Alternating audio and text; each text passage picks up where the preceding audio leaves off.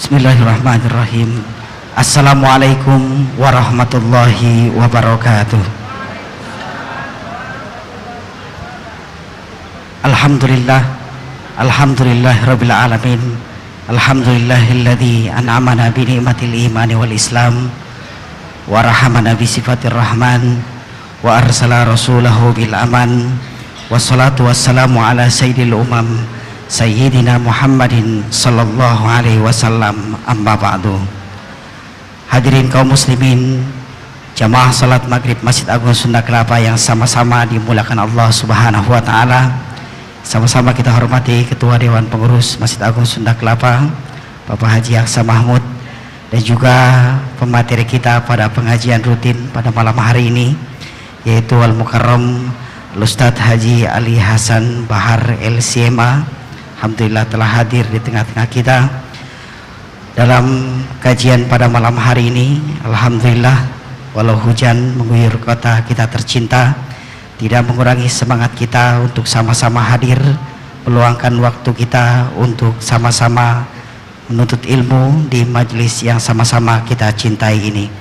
Untuk itu marilah sama-sama kita awali dan kita buka majelis kita dengan sama-sama membaca Ummul Quran Suratul Fatihah, memohon keridhaan dari Allah subhanahu wa ta'ala, dan juga semoga melalui barokahnya Suratul Fatihah menambah pula keberkahan untuk kita semua pada malam hari ini.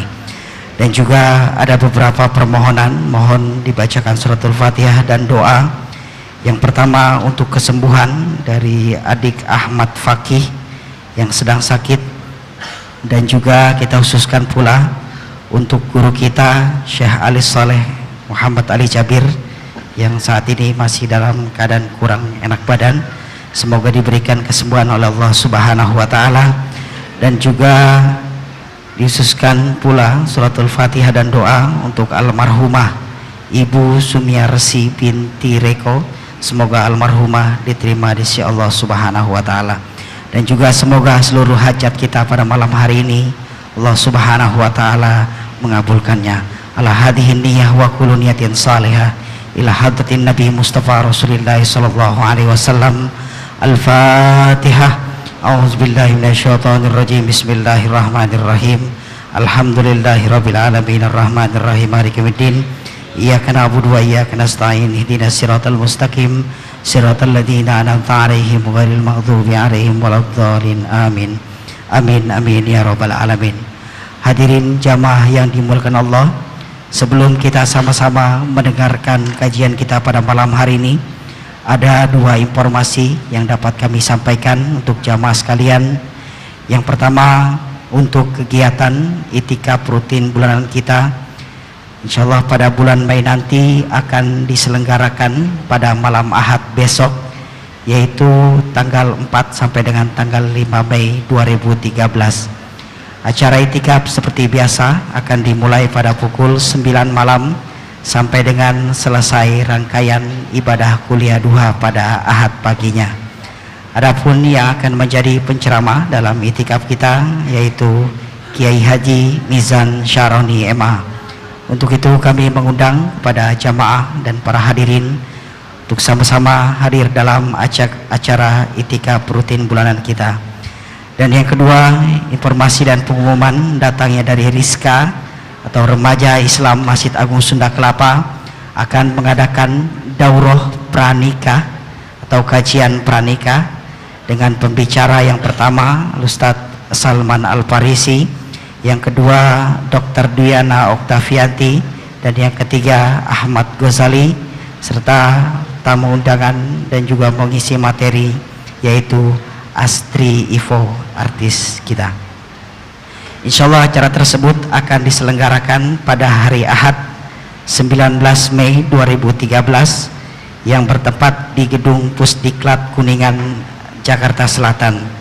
Daurah ini dibuka untuk umum dan peserta terbatas. Untuk itu bagi jamaah yang ingin mendaftarkan diri dapat langsung mendaftarkannya di Sekretariat Rizka yang bertempat di Gedung Fathahillah lantai 5, atau bisa langsung mendatangi stand yang telah disediakan oleh Rizka di Serambi Jayakarta setelah pengajian nanti. Demikian dua informasi yang dapat kami sampaikan, dan selanjutnya marilah sama-sama kita akan mendengarkan kajian kita pada malam hari ini, kajian umum yang akan disampaikan oleh Ustadz Haji Ali Hasan Bahar LCMA. Kepada beliau dengan segala hormat kami persilahkan. Bismillahirrahmanirrahim. Assalamualaikum warahmatullahi wabarakatuh. Alhamdulillah, wassalatu wassalam ala nabiyyina wa rasulina wa imamina wa hujjatina wa maulana Muhammad Rasulillah wa ala alihi wa ashabihi wa man tabi'a hudahu wa walah wa la hawla wa la quwwata illa billah. Puja dan puji syukur senantiasa kita haturkan kehadirat Allah Subhanahu wa taala. Salawat dan salam untuk junjungan Nabi besar Muhammad sallallahu alaihi wasallam, untuk keluarga beliau, para sahabat beliau, dan seluruh pengikut beliau yang setia sampai akhir masa. Yang kami hormati pengurus Masjid Sunda Kelapa yang semoga selalu diberikan keberkahan oleh Allah Subhanahu wa taala. Saudara-saudara hadirin dan hadirat jamaah Maghrib dan Isya yang dimuliakan oleh Allah Subhanahu wa taala. Pada kesempatan ini kita akan merenungkan beberapa ayat suci Al-Quran yang berkaitan dengan pengadilan untuk manusia. Pengadilan, saudara percaya tidak dengan pengadilan di dunia? Percaya tidak, Ibu? Pengadilan untuk manusia.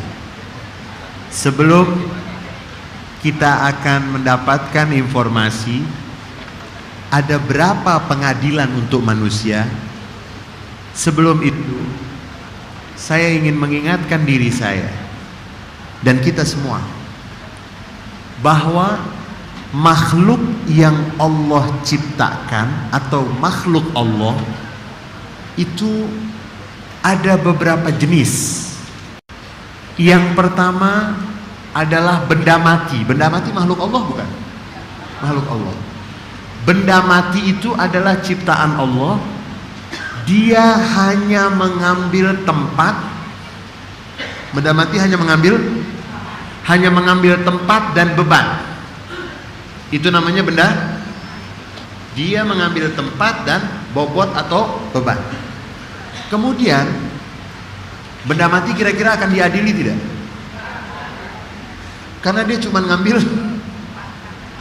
hanya mengambil tempat dan bobot. Kemudian jenis makhluk Allah yang kedua adalah benda hidup atau makhluk yang hidup. Makhluk yang hidup ini yang pertama adalah tumbuhan. Tumbuhan itu mengambil apa dia? Coba ingat-ingat tumbuhan. Tumbuhan dia mengambil tempat dan coba ingat-ingat tumbuhan. Tempat. Kemudian dia mengambil air, bisa jalan tidak dia? Gak bisa jalan. Mana lebih mulia benda mati dengan tumbuhan? Nanti para filosof Islam itu mengatakan yang cuman mengambil tempat dan beban itu fungsinya tidak terlalu penting atau tidak terlalu seperti kalau tumbuhan dia mengambil tempat dan dia berkembang. Hanya saja dia tidak berjalan. Kalau pohon berjalan bagaimana itu? Kemudian yang ketiga, nah itu pertama benda mati, kemudian tumbuhan, kemudian yang ketiga, binatang. binatang itu mengambil tempat. Mengambil tempat tidak? Itu saya pernah baca, kalau saya nggak lupa itu kurang lebih 3 tahun yang lalu atau lebih. Itu di Islam Online ada informasi, sebagian pendeta di Inggris karena banyak orang nggak mau menikah, akhirnya para pendeta tersebut menikahkan, maaf, anjing. Anjingnya dibuatkan rumah yang rapi, anjingnya dibuatkan rumah yang bagus, kemudian yang betinanya didandani ya. Kemudian yang jantannya juga, kemudian ada prosesi pernikahannya dengan membaca kitab suci. Subhanallah. Jadi mereka menikahkan sampai, karena tidak banyak manusia yang mau nikah, akhirnya dinikahkan. Wallahu alam apa hasil dari pernikahan tersebut, tetapi informasinya hanya ada gambar, kemudian ada informasi yang menjelaskan pendeta sedang melangsungkan prosesi pernikahan jantan dan betina dari, ini jangan sampai terjadi itu di sini. Binatang yang ketiga ini binatang memakan tempat, ya, kan ada tempatnya itu. Kemudian apalagi yang diambil oleh binatang? Dia makan, dia minum, kemudian dia mengeluarkan kotoran. Berjalan, binatang berjalan. Baik. Yang terakhir, yang keberapa itu? Yang keempat. Yang terakhir namanya manusia. Yang terakhir namanya, di dalam ilmu logika Islam, manusia sering dikatakan hayawanun natik, binatang yang berbicara. Karena memang binatang itu kan punya fisik, ya. Kemudian binatang punya telinga tidak? Punya mata tidak? Kalau ada, maaf, sapi berjalan, manusia berjalan, kemudian di depannya ada orang yang naik motor jatuh, apa yang dilakukan oleh manusia, apa yang dilakukan oleh sapi? Sapi melihat tidak? Apa yang dia lakukan? Dia lihat sebentar, habis itu dia, kalau ada manusia melihat orang kecelakaan hanya melihat sebentar, terus dia jalan, berarti dia wabillahi taufiq wal hidayah. Baik, manusia, baik, benda mati makan tempatnya tidak terlalu banyak, hanya memakan bobot. Kemudian tumbuh-tumbuhan tidak memakan tempat yang banyak, mengambil. Tapi tumbuh-tumbuhan itu ada yang berbuah, yang buahnya dinanti-nantikan. Kita kadang-kadang menunggu musim, mau makan sesuatu menunggu. Kemudian binatang banyak yang indah. Jujur, berapa banyak jenis burung yang harganya lebih mahal dari manusia? Ya. Binatang banyak yang lebih berharga, bahkan maaf, sampai kalau berbicara binatang yang namanya, maaf, anjing saja. Itu anjing yang buatan Amerika itu gajinya lebih mahal dari satpam Indonesia. Ya, di hotel-hotel berbintang itu yang jaga anjing dilatih di mana itu? Itu gajinya lebih mahal dari manusia. Makan tempatnya berapa coba? Jujur, manusia membutuhkan tempat berapa? Kalau sudah meninggal sama semua. Iya, kalau sudah meninggal sama semua. Tapi waktu hidup, berapa hektar yang diambil sama manusia? Yang boros tempat siapa? Kemudian berapa jenis yang dikonsumsi oleh manusia dari makanan?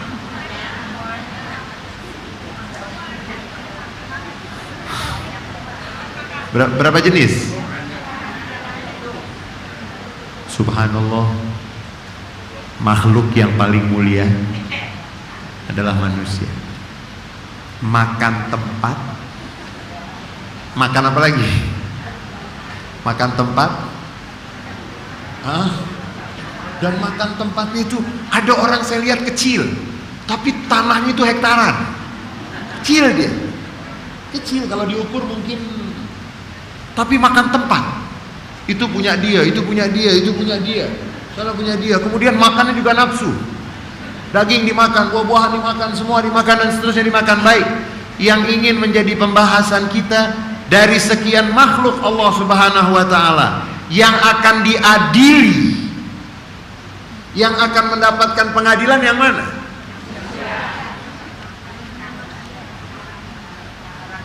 Binatang?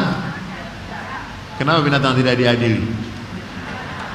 Kalau ada yang tidak mau mendapatkan pengadilan, suruh saja dia berubah. Dia boleh mengganti diri dia menjadi. Di dalam Al-Quran surat Al-Haqqah ayat 18 dan seterusnya. Tapi sebelum itu, pengadilan manusia itu ada berapa? Ada berapa ibu dan bapak? Pengadilan untuk manusia ada berapa?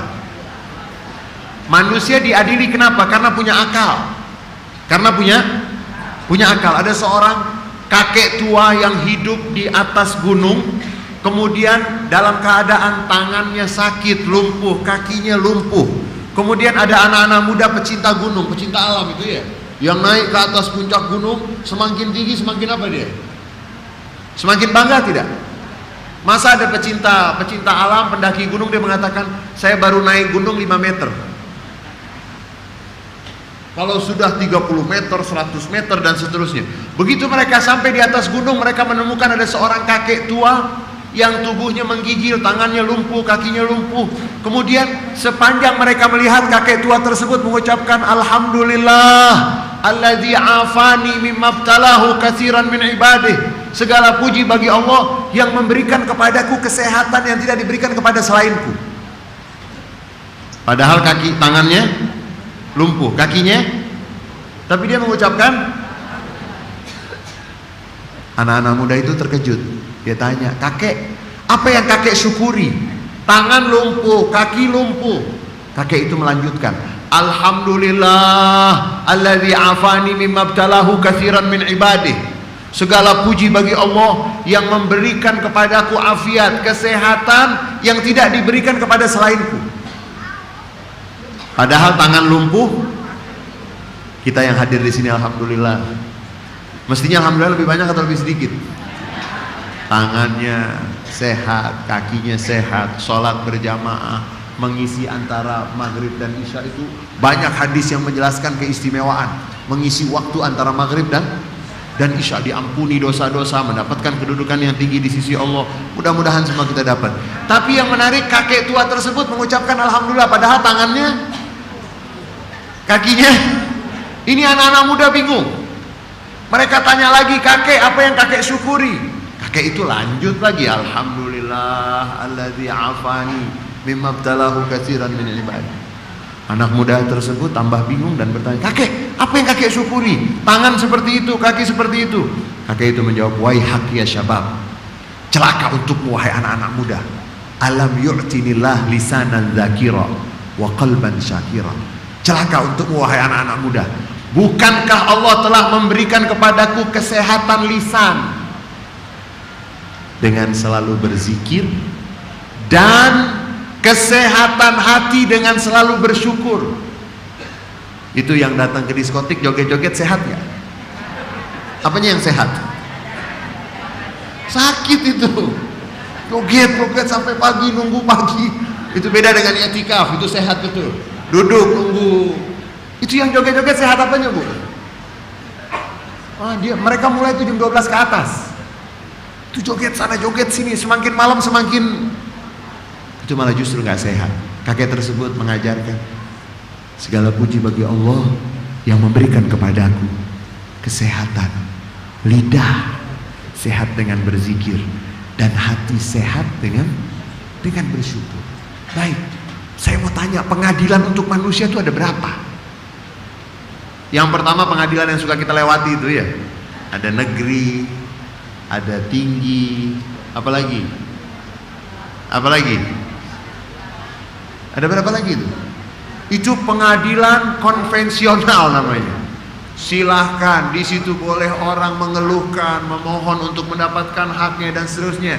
Tetapi pengadilan tersebut banyak perlu taufik dan hidayah. Berapa banyak orang yang mengharapkan untuk mendapatkan haknya malah hilang hak. Berapa banyak orang yang merasa terzolimi malah tambah. Ada juga yang mendapatkan haknya, bukan tidak ada.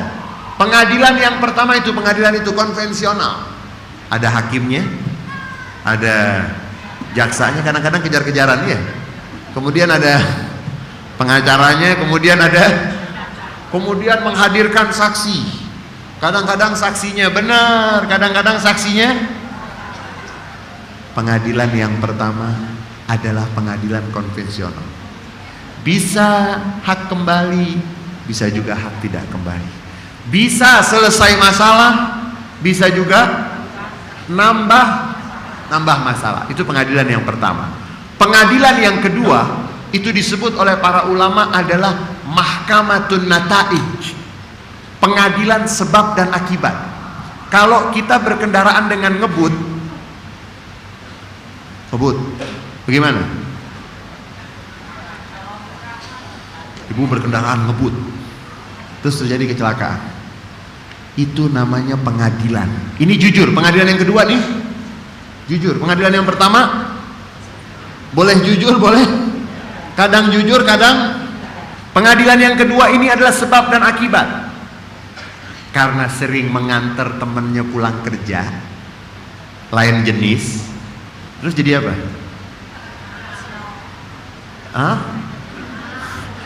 Jadi teman terus. Bisa lebih dari, karena sering melakukan hal yang tidak diridhoi oleh Allah. Sering. Kalau hukuman dari pengadilan sebab dan akibat itu jujur. Yang dekat-dekat dengan api dapat, yang di pinggir jurang, yang jauh tidak. Pengadilan yang kedua ini jujur. Kemudian ada pengadilan yang ketiga, namanya pengadilan hati nurani. Kita kalau bohong, hati kita bilang apa? Kalau kita bohong, hati kita bilang apa? Bohong, ditanya, jawaban kita bohong, hati kita bilang apa? Kalau hati kita masih hidup, kita akan mengatakan saya bohong. Tapi hati sering dimatikan. Itu sebetulnya pengadilan. Begitu kita bohong gak tenang. Kalau bapak atau ibu bohong tenang, bahaya. Bohong tenang, itu sudah bahaya. Itu harus masuk ke rumah sakit. Rumah sakit itu nanti kalau kelamaan bisa dikejar sama KPK kalau begitu. Tenang, dia habis bohong, tenang. Itu berarti sudah rusak. Karena Nabi Muhammad SAW pernah ada seorang sahabat yang datang setelah melakukan maksiat. Dia mengatakan, wahai Rasulullah, ini dosa atau tidak? Rasulullah mengatakan, istafti qalbak, mintalah fatwa dari hatimu. Karena kalau hati yang benar tidak mungkin. Ini habis sholat ya, nemu handphone, dibawa pulang. Hati bilang apa? Sebentar, ini selesai sholat, terus bawa ada handphone tertinggal di bawah, atau dompet orang lain tertinggal di bawah. Begitu di bawah, hati bilang apa? Kalau tenang, berarti sudah parah. Mestinya dia akan, ini bukan punya saya, ini harus baik. Ada pengadilan yang paling jujur, pengadilan di hari kiamat. Pengadilan bedanya, kalau pengadilan di dunia ada seorang tertuduh, ternyata tuduhannya tidak benar, dapat apa dia? Dapat apa dia? Dia tertuduh, kemudian setelah masuk ke dalam pengadilan ternyata tuduhannya tidak benar, dia dapat apa? Hilang pekerjaannya, sudah beban psikologi, kemudian nama baik dan seterusnya. Beda dengan pengadilan di hadapan Allah. tidak ada satupun yang bisa disembunyikan. Dan kalau terbukti kita ataupun Anda tidak salah, maka dapat apa? Dapat apa? Hah? Kalau yang tidak salah, dia akan mendapatkan ganjaran dan hadiah. Tapi kalau pengadilan di dunia, ya diputuskan, cuman nanti tuh nomor-nomornya harus pas tuh kalau di dunia ya. Kalau salah nomornya itu nanti jadi masalah. Tuh huruf K-nya harus benar, pasalnya harus benar, kemudian tanggalnya juga harus benar, namanya juga sesuai dengan. Nanti kalau di sana kita akan baca sebagaimana di dalam salah satu ayat di surat Al-Haqqah, banyak di dalam Al-Quran. Al-Quran itu banyak sekali berbicara tentang hari akhir. Kita berbeda dengan sebagian orang yang meyakini bahwa manusia itu seperti ada keyakinan, terutama orang-orang yang hidupnya itu materialism empiris, yang meyakini bahwa yang kelihatan saja yang akan, sudah yang nggak kelihatan sudah. Manusia ketika masih hidup dia sama seperti komputer. Kalau komputer tersebut sudah mati ya sudah, kubur, buang, karena nggak bisa di. Manusia tidak. Manusia akan melanjutkan perjalanan. Dia akan mendapatkan hasil dari apa yang dia tanam. Manusia mau muda, mau tua, mau ada waktu, dia akan mendapatkan. Sebagaimana kalau dalam istilah Al-Quran bisa disebut pulang, bisa disebut wafat, bisa disebut yakin. Pulang, ya ayyatuhan nafsul mutmainnah irji'i ila rabbiki radiyatan mardiyah. Pulanglah. Kemudian bisa disebut juga wafat. Qul yatawaffakum malakul maut, yang akan mewafatkan.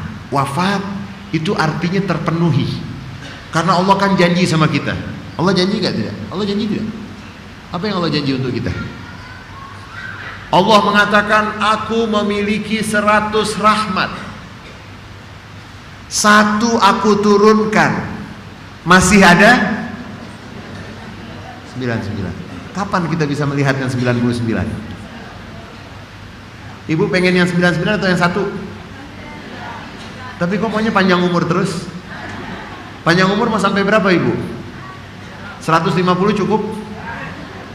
Cukup? Reuninya sama siapa ke 150? Sudah gak ada temannya. 150 itu kesian yang merawat, kesian anak, kesian. Jadi kalau meminta umur berapa? 63. Itu riwayatnya pada umat-umat terdahulu. Usia mereka itu, umat-umat yang terdahulu itu sampai ratusan tahun, ribuan tahun. Nabi Nuh alaihi salam kan dakwah 950 tahun, itu dakwahnya saja. Umur beliau panjang. Dikisahkan ada seorang ibu yang anaknya meninggal dunia. Kemudian ibu tersebut menangisi anaknya terus. Dia menangisi anaknya terus gak berhenti, sampai ada seorang ulama lewat kemudian mengatakan, ibu, terimalah keputusan Allah. Tidak, ini anak yang sangat saya sayangi, saya cintai, saya mengharap dia lebih panjang umurnya. Ditanya, emang anak ibu meninggalnya usia berapa? Anak saya meninggalnya usia 400 tahun. Saya pengen lebih panjang lagi. Jujur bu, kita kalau mau dikasih umur ratusan tahun mau? Sekarang aja gak mau.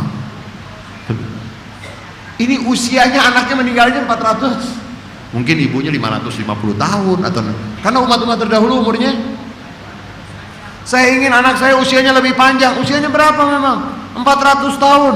Ibu, maaf bu ya, nanti di akhir zaman ada umat yang Allah akan ciptakan usia mereka, usia mereka tuh 60, 70, 60 itu udah maksimal. Usia tuh biasanya dari 20 sampai 60 udah. Lebih dari 60 tuh ngomong suka ngaco. Iya bener ya. Ngomong ngaco.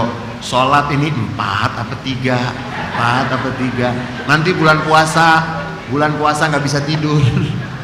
Kalau ketemu sama orang ngantuk, nggak ada orang nggak bisa tidur.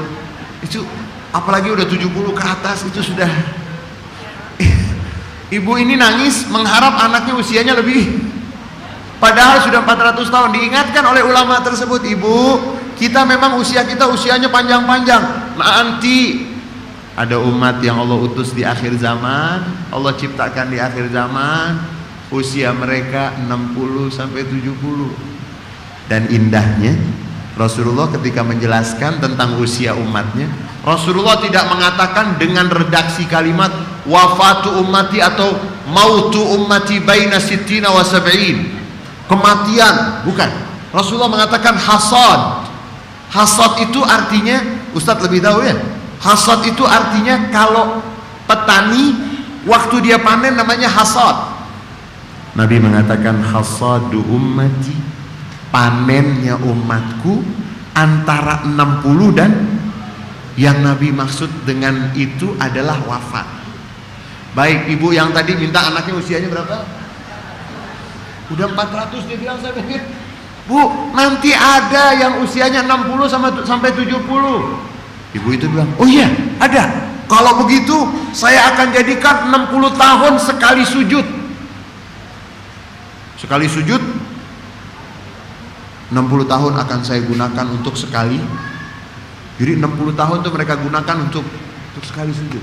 Untuk umat Nabi Muhammad SAW banyak amalan untuk kita bisa mendapatkan panjang umur, artinya umur yang banyak isi dan berkahnya. Silaturahmi, iya, itu memanjangkan. Kemudian zuriyah solihah, anak keturunan yang baik. Kalau kita meninggal dunia yang mendoakan kita siapa? Kalau teman berapa hari, Bu? 3 hari datang, 7 hari udah mulai nggak kelihatan, 40 hari di luar kota. Iya, siapa yang mau doakan? Panjang umur itu umur yang diisi dengan keberkahan. Bisa dengan banyak sedekah jariyah, bisa walad saleh, bisa ilmu yang bermanfaat. Nah, yang kita ingin mengingatkan diri kita, manusia makhluk yang banyak mengkonsumsi, makan tempat, makan apa lagi? Semua dimakan sama manusia.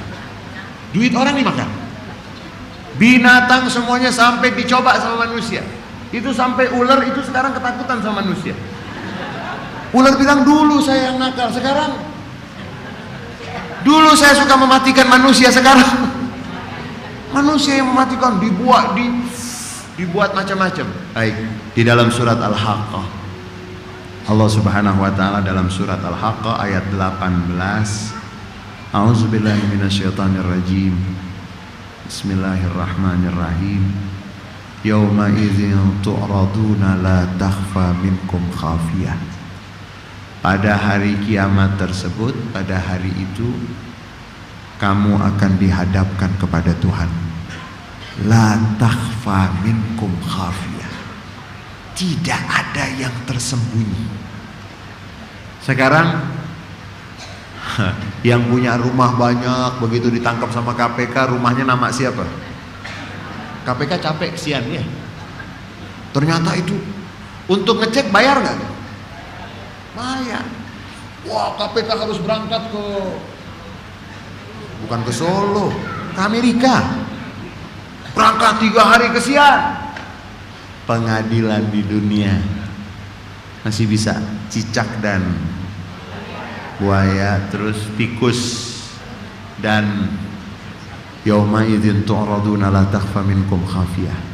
Di hari tersebut kamu akan dihadapkan kepada Tuhan. La takhfa minkum khafiyah. Fa amma man utiya kitabahu bi yaminih fayaqulu ha umqra'u kitabiyah. Siapa yang mendapatkan catatan amal, kitab. Sekarang kita lagi nulis kitab. Ini kehadiran ibu dan bapak malam hari ini dan setiap waktu di tempat ini atau di tempat seperti ini, berarti kita sedang mengukir, menulis kitab. Nanti kita akan baca sendiri kitab tersebut. Ada yang nulisnya asal-asalan. Begitu dipaparkan bagaimana dia? Nggak mau baca, malu, sedih, pilu. La takhfa minkum khafiyah fa amma man utiya kitabahu biyamini. Makanya ulama-ulama terdahulu, maaf kalau sekarang itu banyak orang, maaf kita sedih sekali, banyak orang-orang yang mungkin ngajinya masih baru sehingga semangatnya mengalahkan ilmunya. Jadi ketika ada orang yang berwudu, ibu dan bapak kalau berwudu baca doa enggak? Gimana doanya? Kalau ulama, kalau ibu baca misalnya atau bapak baca di kitab Ihya Ulumuddin karya Imam Ghazali, itu ada ajaran, diajarkan. Kalau membasuh tangan, waktu membasuh tangan tuh bacanya apa? Kemudian begitu tangan kanan, ya Allah, jadikan tangan kananku ini yang akan menerima catatan amalku. Oh, nggak boleh, itu bid'ah. Ya udah, kalau nggak mau baca ya udah, wudu begini aja, nggak apa-apa, kan begitu. Tapi ada orang-orang yang terlalu berlebihan sehingga nggak boleh. Itu nggak ada hadisnya. Iya, tidak ada hadisnya, tapi juga tidak ada larangan. Bukankah bagus kalau kita ketika berwudu begitu membasuh wajah baca doanya apa? Gak apa-apa, gak ada masalah. Tapi jangan larang kalau misalnya mendengar ada orang di samping kita berwudu, begitu dia cuci tangannya, ya Allah selamatkan tangan saya jangan menjadi tangan khianat. Kemudian tangan kanannya, ya Allah berikan. Kemudian tangan kirinya, ketika dia membasuh wajah mungkin terdengar dalam bahasa Indonesia, ya Allah berikan cahaya di wajahku nanti di hari kiamat ketika banyak wajah yang harus berwarna hitam, yauma tabyaddu wujuh wa taswaddu wujuh. Kemudian ketika dia membasuh kepalanya dia membaca doa, kemudian ketika menyapu kakinya dia membaca doa. Itu silahkan, walaupun tidak ada hadisnya tapi bukan berarti terlarang. Bukankah kita bikin ulang tahun ya? Ibu bikin ulang tahun. Kalau bikin acara ulang tahun itu apa yang dilakukan?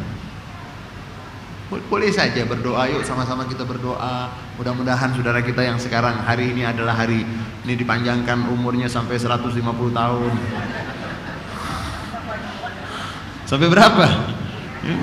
Mau didoain terus panjang umur, dikasih panjang umur, gak mau ya.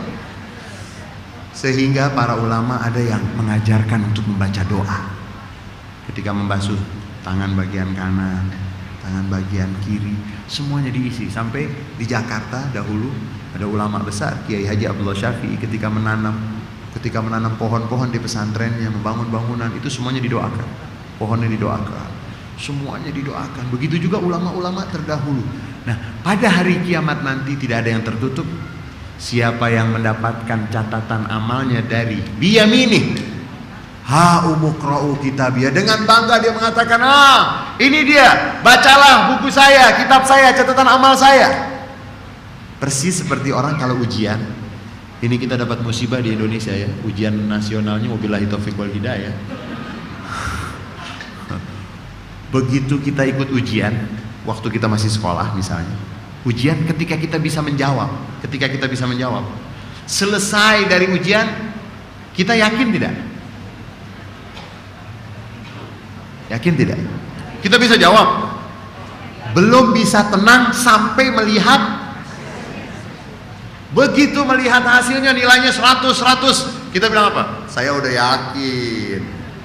Iya, ini ha umukra'u kitabiyah. Inni zonantu anni mulaqin hisabiyah. Aku sudah yakin bahwa aku akan menghadapi penghisapan perhitungan ini. Beda orang yang menjawabnya dengan bagus, kemudian begitu dia memang sebelum dapat rapot tersebut dia masih apa? Dia antara iya dan begitu dapat rapot 100 ha umukra'u kitabiyah fa inni zanantu anni mulakin hisabiyah fa huwa fi 'ishatin radiyah. Dia berada di dalam kehidupan yang isyah radiyah, kehidupan yang apa? Ada terima, ada ridho. Ini kalau untuk laki-laki suka main bola ya, kalah Anda ridho atau terima? Kalau main catur tuh kalah ridho atau terima? Ya, saya ridho. Bedanya ridho dengan terima. Kalau terima masih ada dendam tidak? Main bola kalah. Ya, saya ridho. Saya terima, besok main lagi ya. Itu namanya bukan ridho itu. Azan nanti kita lanjutkan lagi.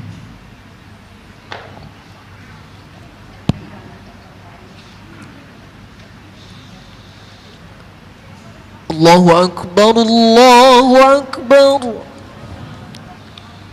Allahu Akbar, Allahu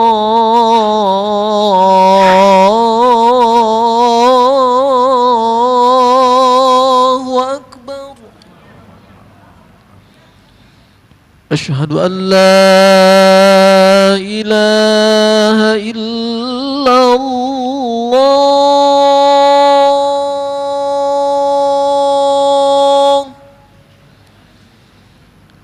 Asyhadu an la ilaha illallah.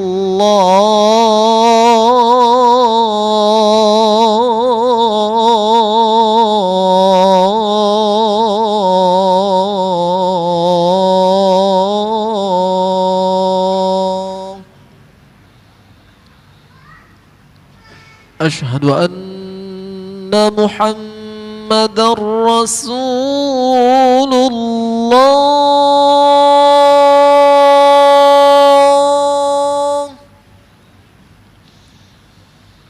Asyhadu anna Muhammadar Rasulullah.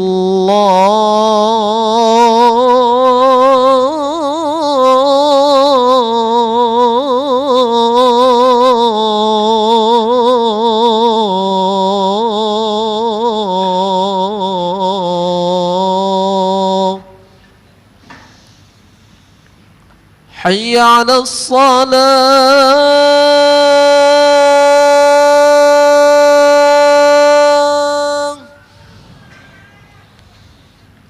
Hayya 'alas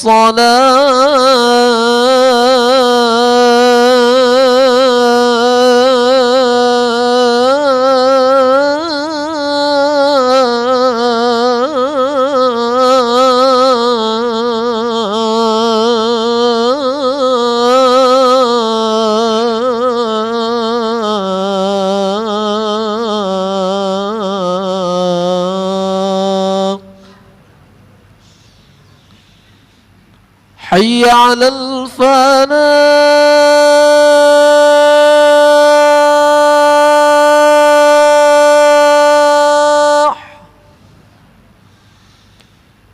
حي على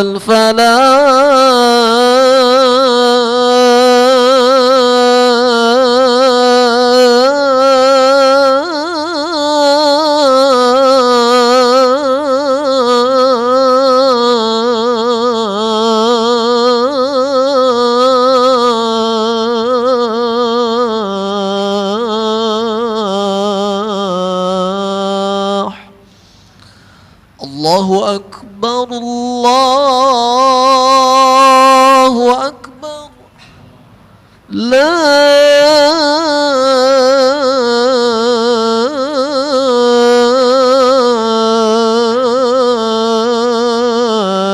إله إلا الله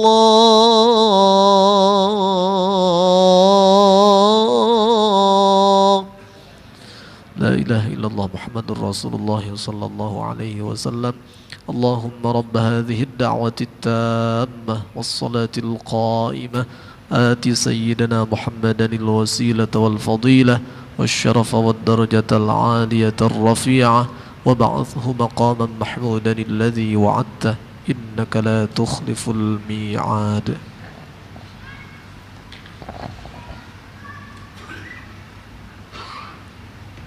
Bismillahirrahmanirrahim. Sampai di mana tadi? Hah? Sampai di mana ini? Yauma idzin tu'raduna la takhfa minkum khafiyah fa amma man utiya kitabahu bi yamin fayaqulu ha'um iqra'u kitabiyah fa inni zanantu anni mulakin hisabiyah fa huwa fi 'ishatin radiyah. Siti Aisyah itu radhiyallahu anha wa ardhaha. Arti Aisyah itu kan aish, hidup. Seorang dinamakan Aisyah dengan harapan panjang umur dan terisi kehidupannya itu dengan kebaikan. Fa amma man utiya kitabahu fa huwa fi 'ishatin radiyah, kehidupan yang penuh dengan keridhaan. Tadi kita katakan ada ridha, ada qabul. Qabul itu nerima. Belum tentu. Kalau ridho itu puas. Gak ada orang main bola itu begitu dia kalah, ya saya ridho, saya terima. Seorang yang main, misalnya seorang yang main catur, dia akan mengatakan saya terima, besok main lagi. Karena dia mau balas. Fahuwa fi 'ishatin radiyah fi jannatin 'aliyah. Tadi kita katakan pengadilan di dunia, kalau Anda bebas, Anda cuma dapat bebas. Tapi Anda tidak dapat apa? Mungkin banyak yang sudah hilang. Tapi untuk pengadilan akhirat, siapa yang bebas, maka dia akan mendapatkan ganjaran. Fi 'ishatin radiyah, fi jannatin 'aliyah. Kehidupan yang penuh dengan keridhaan, puas, menerima dengan sepenuh hati, itu namanya ridho. Fi jannatin 'aliyah, di dalam surga yang tinggi. Tinggi itu apa artinya tinggi? Tinggi itu artinya terhormat, mulia, jauh dari disentuh oleh hal-hal yang tidak diinginkan. Fi jannatin 'aliyah qutufuha daniyah, buah-buahannya dekat. Yang mau dipetik itu dekat, qutufuha daniyah. Kemudian kulu washrabu hani'am bima aslaftum fil ayyamil khaliyah. Silahkan makan dulu atau minum dulu? Kulu washrabu. Makanlah dan minumlah dengan keadaan yang indah dan sedap, sebagai balasan dari hari-hari yang telah lalu. Ketika kita di dunia, sebelum punya keluarga, kita melewati kehidupan yang cukup susah.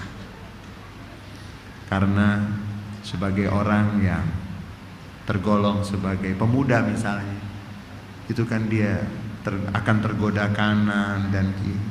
Begitu dia berkeluarga, juga dia harus menghadapi banyak dengan pasangannya. Berapa banyak pasangan itu di Syria, Republik Syria yang sekarang mudah-mudahan Allah angkat penderitaan saudara-saudara kita di sana. Itu salah satu hotel berbintang di Syria. Dalam 1 bulan itu beberapa kali terjadi di sana sebelum keadaan sekarang. Itu hotel-hotel berbintang tuh selalu penuh dengan acara pernikahan. Mungkin kita di Sunda Kelapa juga banyak. Coba dicatat. Di sana mereka pernah melakukan penelitian. Itu dicatat dalam 1 bulan itu ada yang melangsungkan pernikahan di hotel berbintang tersebut ada sekian puluh, ada 25. Kemudian setelah 4 bulan mereka semua diundang reuni, karena hotel tersebut akan memberikan penghargaan kepada mereka yang pernah melangsungkan pernikahan di situ. Dari 25 yang diundang, yang datang cuma 5. Yang lainnya wabillahi taufiq wal hidayah. Ada yang sudah bercerai, ada yang sudah belum sampai 1 tahun. Karena pernikahan itu kan nanti suami harus paham istri, istri harus paham suami, harus ngalah. Ada yang sekarang ngalah, besok ada yang ngalah terus. Ada yang nggak mau, ada yang nggak mau ngalah, dan semua kehidupan di dunia. Kemudian mengharap mungkin kalau kita punya anak, mungkin kehidupan kita akan ternyata punya anak itu berkelahi juga suami istri. Tuh anak kamu tuh kamu nggak urusin ya. Tuh kehidupan dunia itu terus tidak berhenti, ujian demi ujian. Nanti di akhirat kalau kita mendapatkan catatan amal dari tangan kanan kita akan dipersilahkan untuk makan dan minum pohon-pohon yang berbuah dengan indah tersebut. Bahkan dalam ayat yang lain, nanti orang yang masuk surga, mudah-mudahan kita semua ini akan masuk surga. Yakin gak masuk surga? Yakin gak? Nanti penutup kita akan sampaikan berita gembira. Nah ini masuk surga setelah melewati kehidupan di dunia yang berat, gak berhenti. Mungkin kalau punya anak hidup kita akan senang, gak taunya punya anak ada lagi masalah. Mungkin kalau anak kita sudah besar, gak taunya anaknya pacaran, yang kita tidak suka dengan calonnya, yang ini, yang itu terus. Tapi bagi yang melewati kehidupan dunia dengan sebaik-baiknya akan mendapatkan ganjaran dari apa yang kamu lewati dengan susah, dengan sulit. Kulu washrabu hani'am bima aslaftum fil ayyamil khaliyah. Silahkan sekarang makan dan minum sebagai balasan dari hari-hari yang telah kamu lalui. Tadi sebagaimana yang kita katakan di awal, Allah janji ada 99 rahmat. Baru satu yang diturunkan. Masih ada 90. Itu yang kita tunggu. Sambil menunggu itu, kita sholat maghrib berjamaah, kita hadir di majelis, kita silaturahmi, kita mendidik anak, kita mengurus rumah tangga, kita semuanya itu untuk menunggu. Yang bisa melewati sampai menutup mata dalam keadaan yang baik, maka dia akan mendapatkan ini. Diperintahkan, silahkan Anda sekarang boleh mau minum yang mana saja. Di dalam ayat yang lain dikatakan begitu masuk surga, kita akan melihat buah-buahan yang kita kenal di dunia. Lalu kita bilang, ini anggurnya kayak di dunia ya. Malaikat bilang cobain dulu.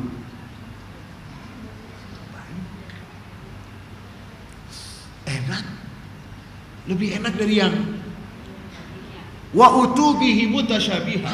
Mereka mendapatkan yang mirip. Satu dicobain, malaikat bilang sama yang di sana. Enggak, ini lebih enak. Ini satu lagi diambilkan anggur lagi. Ini kan sama yang tadi. Enggak, cobain lagi. Yang kedua lebih enak. Terus, oh ternyata cuman serupa, tapi lebih nikmat. Wa utubihi mutasyabiha. Kita akan diperintahkan, sebagian ulama menafsirkan ayat ini hari-hari yang telah lalu, maksudnya puasa bulan Ramadan. Karena waktu puasa bulan Ramadan kan ada buah-buahan tuh, sebelum maghrib diapain?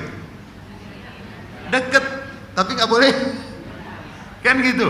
Sebagian ulama mengatakan bahwa kulu washrabu hani'am bima aslaftum fil ayyamil khaliyah, di hari-hari yang telah lalu, maksudnya bulan Ramadan. Mudah-mudahan Allah panjangkan umur kita sampai ke bulan Ramadan yang sekarang kita bulan apa ya?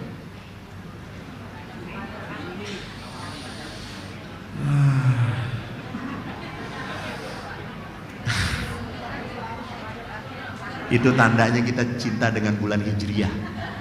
Saking cintanya sampai lupa. Bulan Jumadil, habis Jumadil akhir, habis Syaban.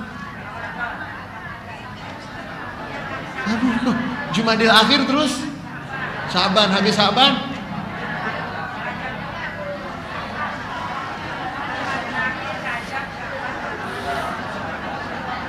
untung saja Islam itu syahadat, bukan menghafal bulan. Kalau itu kita bisa lupa ya. Jumadil akhir, Rajab, habis Rajab, mudah-mudahan Allah panjangkan umur kita sampai Ramadan. Ada yang menafsirkan al-ayyamil khaliyah, hari-hari yang telah lalu adalah hari-hari ketika kita berpuasa. Bukankah di depan kita makanan, di depan kita minuman, di depan kita pasangan yang sah? Karena kamu sabar dalam hari-hari tersebut. Kemudian sebaliknya, kita mohon perlindungan. Kalau kita berwudu ketika membasuh tangan bagian kiri, ada bagusnya. Kalau yang mau, kalau yang Ustaz tidak, saya mengikuti apa yang Rasulullah. Baik, silahkan. Saya yang melakukan itu atau ulama yang melakukan itu, sebagian yang melakukan. dengan ketika membasuh tangan kirinya, ya Allah, jangan sampai aku menerima kitab catatan amalku dari tangan kiri. Silahkan, itu bagus. Karena memang ada sebagian sahabat juga yang Nabi tidak pernah mencontohkan, tapi mereka melakukannya. Itu di Masjid Quba, mudah-mudahan semua sampai ke Mekah, ke Madinah. Itu imam Masjid Quba bukan yang di sini ya. Bukan, yang di sana, yang di Madinah. Yang Rasulullah mengatakan bahwa siapa yang dari rumahnya sudah berwudu, lalu dia menuju Masjid Quba dan dia sholat 2 rakaat di sana, maka dia mendapatkan pahala umroh. Masjid Quba itu imamnya, kalau sholat menjadi imam, itu bacanya surat Fatihah, setelah surat Fatihah surat Al-Ikhlas, setelah itu baru surat yang lain. Ini tidak pernah dicontohkan oleh Nabi. Kalau Nabi kan Fatihah langsung surat. Ini setiap rakaat menjadi imam seperti itu. Setelah Fatihah, Al-Ikhlas, baru surat yang lain. Banyak makmum yang protes, lapor kepada Rasulullah. Begitu lapor kepada Rasulullah, Rasulullah tidak langsung mengecam. Makanya kita kalau ada perbedaan jangan langsung. Sunnahnya Rasulullah, coba tabayun, coba klarifikasi. Apa benar, kemudian motifnya apa. Dipanggil sama Rasulullah, ditanya betul apa yang dilaporkan oleh para makmummu, kamu kalau sholat itu pasti Fatihah, Al-Ikhlas, baru surat. Kenapa seperti itu? Apa betul kamu melakukan itu? Betul wahai Rasulullah. Kalau mereka tidak mau saya menjadi imam lagi, saya akan berhenti jadi imam. Silahkan. Nabi tanya kenapa? Nabi gak pernah lakukan loh. Jadi jangan setiap yang Nabi gak pernah lakukan lalu kita anggap Nabi tidak pernah lakukan. Nabi tidak mengatakan bid'ah kamu melakukan itu, tidak. Nabi mengatakan kenapa kamu melakukan itu? Dia mengatakan inni uhibbu surat Al-Ikhlas, saya cinta dengan surat Al-Ikhlas. Nabi bilang hubbuka iya yudkhilukal jannah, cintamu kepada surat Al-Ikhlas akan membuatkan kamu masuk ke dalam surga. Nah, baik, kembali kepada ayat surat Al-Haqqah ini yang Allah mengatakan siapa yang mendapatkan catatan dari tangan kanannya, dia akan hidup dengan penuh kebahagiaan. Semua akan dekat dan dia dipersilahkan untuk menikmatinya sebagai balasan ganjaran dari hari-hari yang telah dia lalui di dunia. Kemudian na'udzubillah, Al-Quran selalu menjelaskan ahli kebaikan lalu disambung dengan ahli keburukan. Ada surga, ada neraka, ada orang baik, ada orang jahat, ada hak, ada batil. Itu kebiasaan Al-Quran. Al-Quran itu memberikan berita gembira tapi juga menyampaikan berita ancaman.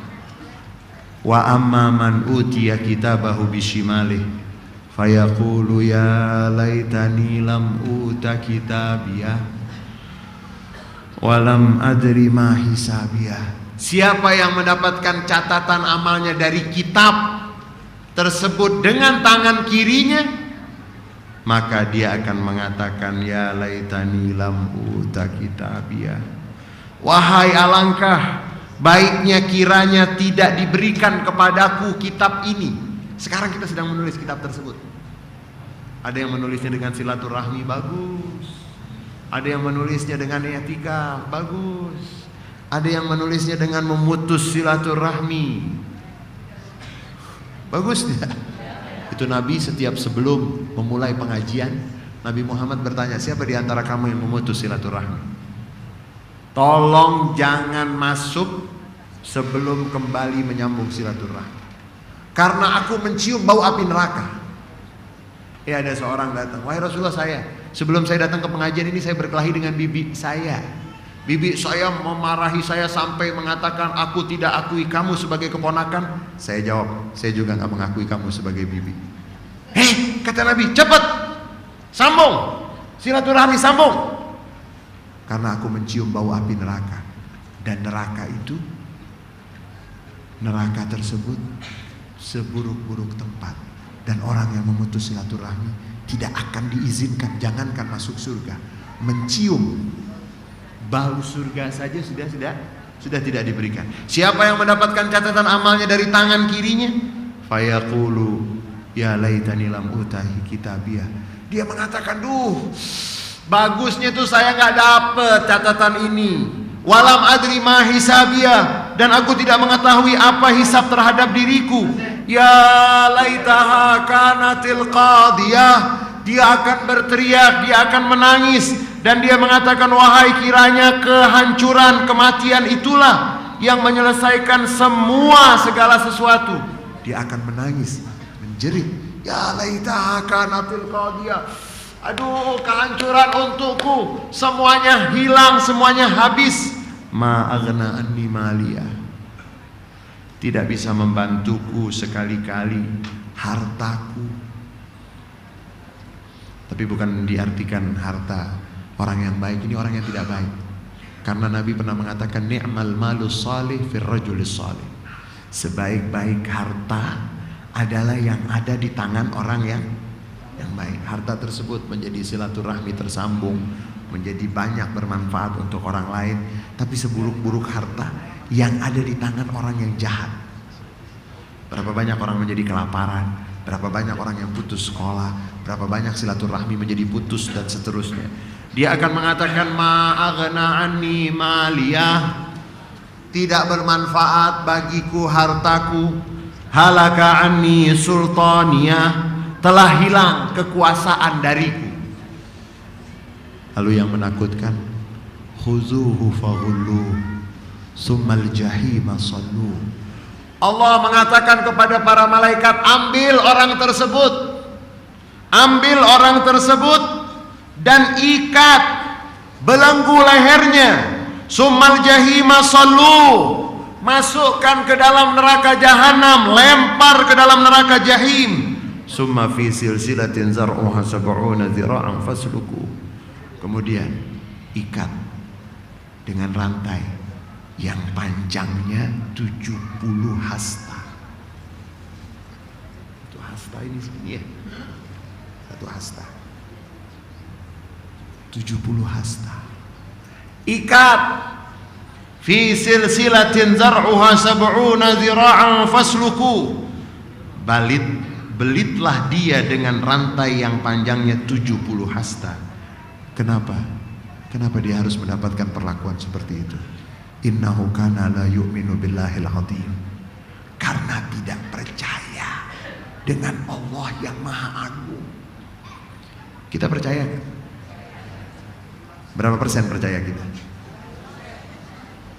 Kalau di pengajian 100%. Di masjid 100%. Percaya yang menghidupkan Allah, yang mematikan, yang memberikan rizki, yang menahan rizki. Percaya? Benar. Kok ada orang kedukun? Itu Nabi sampai mengatakan, man ata arrafan au kahinan faqad kadzdzaba bima unzila ala Muhammad. Siapa yang datang ke dukun atau ke orang yang disebut orang pinter dan membenarkan, dia datang, dibaca, coba lihat tangannya ibu, telapak tangannya pak, lihat, percaya nggak? Benar. Wah, lalu dia katakan, benar juga ya. Hah? Siapa yang datang ke dukun dan membenarkan apa yang dikatakan oleh dukun? Dukun kek, paranormal kek, orang bodoh kek, orang pinter, namanya terserah. Siapa yang datang kepada mereka dan membenarkan, dikasih tahu, ibu punya anak 2, yang satu cengeng, yang satu pemberani. Kemudian nanti 2 hari lagi anak ibu akan begini-begini. Percaya? Karena yang pertama dia mengatakan anak ibu 2, benar. Anak bapak 2, benar. Dia mengatakan 2 hari lagi nanti anak ibu akan begini-begini. Benar juga ya. Ini yang datang kepada dukun dan membenarkan. Berarti dia mendustakan Quran yang diturunkan kepada Nabi Muhammad. 40 hari, dalam riwayat yang lain dikatakan 40 hari tidak diterima amal ibadahnya. Kalau dalam 40 hari tersebut meninggal dunia, nauzubillah, siapa yang mendapatkan catatan dari tangan kirinya, dia akan mengatakan, ya laitaha kanatil qadiyah, ma aghna anni maliya, harta saya nggak bermanfaat lagi, kekuasaan saya tidak bermanfaat lagi. Kemudian disuruh ditarik oleh malaikat masuk ke dalam neraka. Kenapa? Karena nggak beriman. Yang pertama nggak beriman kepada Allah. Dalam beberapa riwayat Nabi pernah bertanya, ya Allah, bagaimana dengan hambaku yang engkau wafatkan usianya 40 tahun? Kalau dia tidak pernah syirik kepadaku, aku akan masukkan dia ke dalam surga. Ya Allah, bagaimana dengan abnaul khamsin yang meninggalnya umur 50 tahun? Kalau dia tidak syirik kepadaku, aku akan masukkan surga. Ya Allah, bagaimana dengan yang umurnya 60 tahun, 70 tahun? Allah mengatakan, wahai Muhammad kekasihku, aku yang memberikan umur kepadanya. Kalau dia tidak pernah berbuat syirik kepadaku, aku malu kepada hambaku yang aku panjangkan umurnya sampai tangannya kulitnya keriput, pendengarannya, penglihatannya, aku yang memberikan itu, dan dia tidak pernah syirik kepadaku, aku akan masukkan dia ke dalam surga. Ya Allah, bagaimana dengan abna'ul samanin, abna'ul ahqab yang meninggal usianya 80 tahun, 90 tahun dan seterusnya? Wahai Muhammad, siapa yang aku wafatkan usianya 80 sampai ke atas, dia tidak pernah syirik kepadaku, dia percaya kepadaku, nanti aku akan minta dia berdiri di depan pintu surga untuk mengajak siapa yang dia mau ajak untuk masuk bareng bersamanya ke dalam surga. Makanya kalau ada orang tua yang sudah lanjut, itu diurus, jangan dikasih suster, nanti susternya yang diajak masuk ke surga.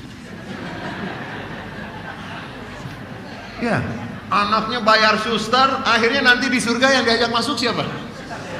Susternya. Anaknya gak mau, sampai ada orang yang polos dengan saya, Ustadz, kan begini Ustadz, orang tua saya tuh sudah lanjut, kalau kita doakan cepet dipanggil bagaimana? La haula wala quwwata illa billah. Itu bedanya orang tua dengan anak, bedanya ibu dengan anak. Waktu kita sakit menjadi anak-anak, ibu kita mengharap kita panjang umur, sehat walafiat. Tapi begitu ibu sudah lanjut usia, nauzubillah, itu jelas yang nggak pernah itikaf di sini. Ya. Kalau yang selalu itikaf di sini tidak akan seperti itu. Tidak, siapa yang meninggal dunia umurnya sampai 80-90 tahun, dia percaya kepadaku, kata Allah, nanti di depan pintu surga aku suruh dia panggil. Yang pertama dipanggil susternya, karena dia ingat, karena yang merawat dia ketika tua. Jadi mari berlomba-lomba, kalau yang punya orang tua sudah lanjut usia, layani orang tua dengan sebaik-baiknya dan berikan perhatian yang istimewa. Tidak beriman kepada Allah. Kemudian wala yahuddu ala ta'amil miskin, tidak pernah menganjurkan untuk memberikan makan. Itu orang yang pelit betul. Bukan punya dia nggak kasih. Tanya, Bu atau Pak, itu si Bapak Fulan tuh butuh bantuan dari saya. Jangan, nggak dibayar. Ini wala yahuddu, padahal duit bukan duit dia. Ini namanya pelit kuadrat. Bukan punya dia, bayangkan kalau itu punya dia. Wala yahuddu ala ta'amil miskin falaysa lahul yawma hahuna hamim wala ta'amun illa min ghislin. Di dunia pelit, paling cepat masuk neraka tuh katanya orang pelit. Kalau mau cepat masuk neraka, karena dalam riwayat dari Siti Aisyah radhiyallahu anha wa ardhaha dikatakan orang yang pelit itu jauh dari hamba Allah, jauh dari Allah, dekat dengan neraka. Jadi kalau mau cepat-cepat dekat dengan neraka itu, ini wala yahuddu, bukan punya dia tidak menganjurkan. Kemudian yang seperti itu nanti di akhirat dia tidak akan mendapatkan kawan lagi. Falaisa lahul yawma hahuna hamim wala ta'amun illa min ghislin. Dia tidak akan mendapatkan makanan kecuali na'udzubillah, makanan yang disebut dengan ghislin, yang bernanah. darah dan nanah yang akan menjadi makanan yang dia konsumsi. La ya'kuluhu illal khati'un, tidak akan memakan ghislin kecuali orang yang terus dan banyak melakukan dosa. Kalau kita kan nggak banyak melakukan dosa, iya. Banyak nggak gitu? Tapi kan kita taubat. Nah, ini berita gembira yang saya ingin sampaikan. Rasulullah Shallallahu Alaihi Wasallam, beliau yang mengatakan, siapa yang mengisi antara maghrib dan isya, mengisi antara maghrib dan isya dengan i'tikaf, tidak berbicara kecuali Al-Quran, yang didengarkan Al-Quran, maka Allah akan bangunkan, banallahu lahu qasraini fil jannah, Allah akan bangunkan untuk dia 2 istana di surga. Jarak antara satu istana dengan istana yang lain itu berkali-kali ukuran bumi, itu tidak bisa sampai tertutup seluruh ukuran langit dan bumi. Itu jarak antara satu istana dengan istana yang lainnya. Mudah-mudahan Allah Subhanahu wa Ta'ala jadikan kita orang-orang yang sadar ada pengadilan yang sedang menanti kita.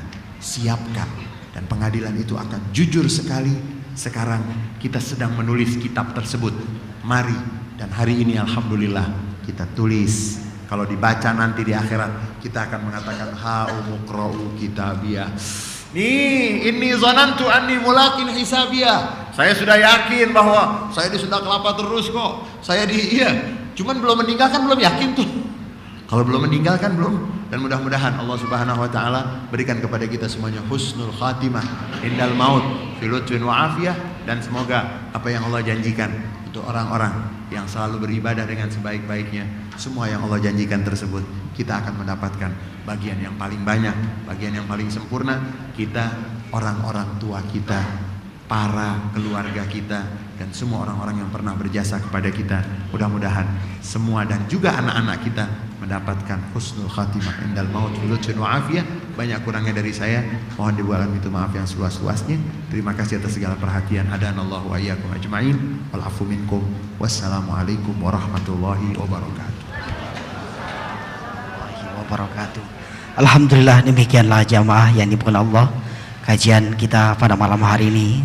Semoga apa yang sudah kita dengar bermanfaat untuk kita semua, dan semoga kita selalu pun mendoa kepada Allah agar selalu kita isi buku kita dengan kebaikan, hingga nanti kita di akhirat nanti mendapat kitab di tangan kanan kita. Amin ya rabbal alamin. Dan selanjutnya sebagai penutup, marilah sama-sama kita akhiri dan kita tutup majelis kita dengan sama-sama membaca doa. Subhanakallahumma wa bihamdika wa asyhadu an la ilaha illa anta wa astaghfiruka wa atubu ilaik. Wassalamualaikum warahmatullahi wabarakatuh.